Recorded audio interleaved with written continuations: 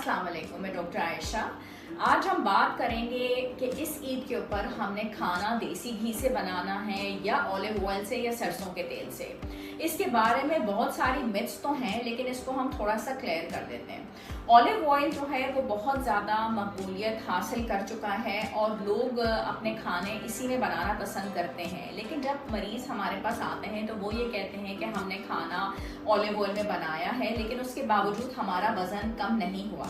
लेकिन जब हम उनसे हिस्ट्री लेते हैं तो वो ये बता रहे होते हैं कि हमने ऑलिव ऑयल में पराठे बना के खाए, हमने ऑलिव ऑयल में गाजर का हलवा बना के खाया और हमने कढ़ाइयाँ और बहुत सारी मज़े की चीज़ें ऑलिव ऑयल में बना के खाई। यहाँ पे हम थोड़ी सी मिस्टेक जो है उनकी सॉल्व करना चाहेंगे। ऑलिव ऑयल बहुत ज़्यादा मशहूर और मकबूल है। इसके अंदर एंटीऑक्सीडेंट्स हैं, इसके अंदर पॉलीफेनॉल्स हैं, ओमेगा 6 फैटी एसिड्स हैं, ओमेगा 3 फैटी एसिड्स हैं, पट्ठों की कमज़ोरी को, ब्लड प्रेशर को, कोलेस्ट्रॉल लेवल्स